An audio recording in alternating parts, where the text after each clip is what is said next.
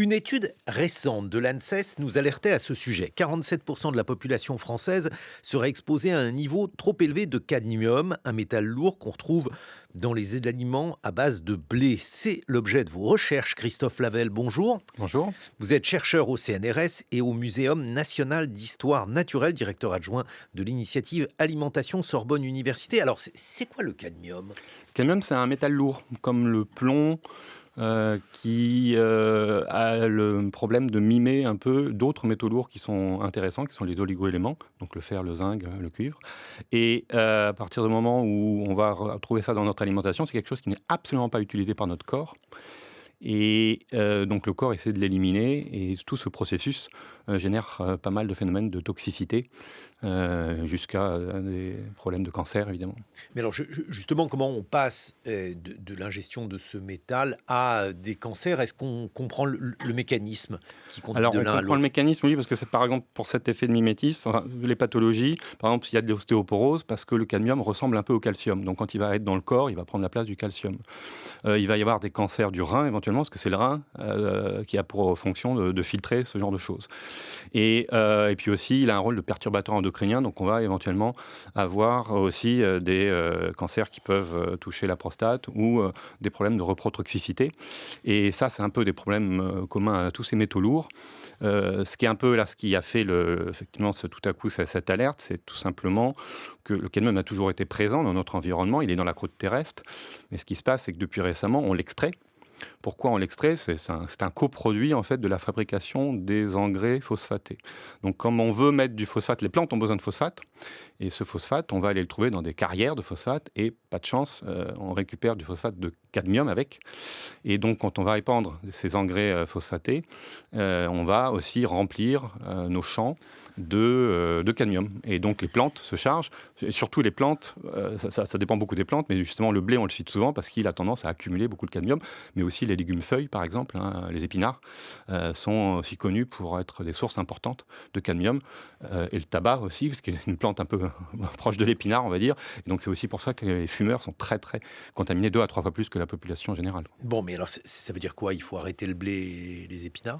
Non, mais en fait, ce qui est un peu vexant, si j'ose dire, c'est que finalement, ce cadmium, il va se retrouver effectivement surtout dans l'enveloppe.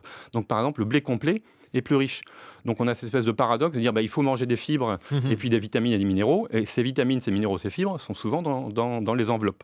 Donc, en fait, si je veux manger quelque chose de bon pour ma santé, qui est du blé complet, en fait, maintenant, on se rend compte que c'est aussi riche en métal lourd. Pareil pour les légumes feuilles, justement, on dit les épinards, c'est riche en vitamines, en fibres, etc. Bah oui, mais on va se rendre compte que c'est aussi riche en cadmium. Donc, c'est un peu c'est le Ça devient dilemme du mangeur.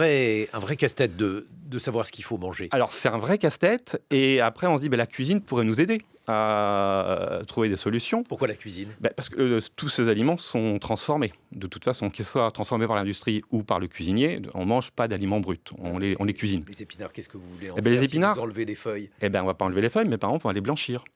Donc, si on blanchit les épinards, il y a presque 25% du cadmium qui part dans l'eau de Ça cuisson. veut dire quoi ? Les blanchir, c'est qu'on les les met mettre dans l'eau Ouais, bouillante ? on les met dans l'eau bouillante. Mais de toute façon, vous les mangez. Ah, vous pouvez les manger Non. crus, les épinards. Non, c'est-à-dire qu'on les met dans l'eau bouillante et on jette l'eau et on termine la cuisson.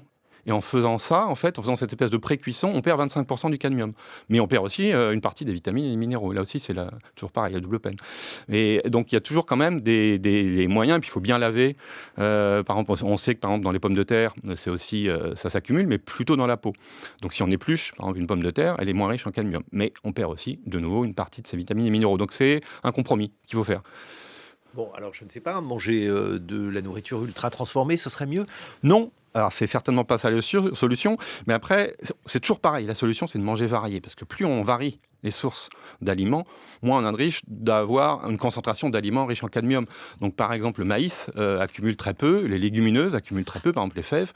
Donc, quand on va varier son alimentation, plutôt que manger que du blé, si je mange du blé et du maïs, je suis déjà beaucoup moins à risque. Après, il y a un aliment dont on a beaucoup parlé, et c'est dommage, enfin c'est pas que c'est dommage, mais c'est vexant, c'est le chocolat, qui est très très riche en cadmium. Et là aussi, c'est un peu la peine ironique, c'est que le chocolat noir comme c'est le cacao qui capture le cadmium, le chocolat noir est beaucoup plus riche en cadmium que le chocolat Alors, blanc. vous comprenez Voilà. pourquoi? Est-ce que les cacaotiers sont pulvérisés au phosphate plein de cadmium? Non, c'est la physiologie de la plante. C'est-à-dire qu'il y a des plantes beaucoup plus accumulatrices et le cacaoyer est très accumulateur.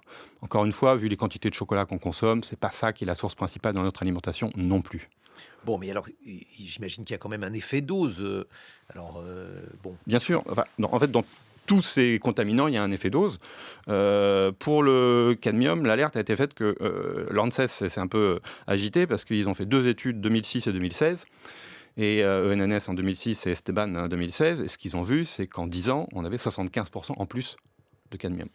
Donc ça veut dire comment explique-t-on? Parce qu'il y a de plus en plus d'engrais phosphatés, il non? y a de plus en plus d'engrais phosphatés et surtout, c'est un effet d'accumulation. C'est-à-dire que depuis 50 ans qu'on utilise les engrais phosphatés, on bourre en cadmium les sols, sauf en agriculture biologique, où là, en fait, ces engrais sont interdits.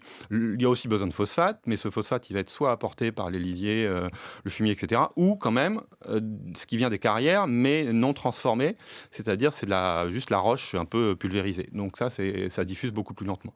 Donc c'est surtout là, l'alerte elle vient du fait de se dire, il n'y a pas quelque chose de nouveau là qui s'est passé il y a 2 mois, c'est qu'on se rend compte que cette accumulation pose problème, et d'où effectivement aussi, c'est presque 50% effectivement de Français qui dépassent le seuil toléré. Et le problème, c'est surtout que les enfants, toujours pareil, hein, les enfants sont beaucoup plus fragilisés par rapport à ça, parce que d'un point de vue métabolisme, ils captent encore plus de cadmium, et puis ils grandissent à une époque où justement le cadmium est beaucoup plus présent que la génération d'avant, quoi. Bon, puis alors moi qui faisais des épinards à mes enfants, des épinards à la crème, Il faut les blanchir.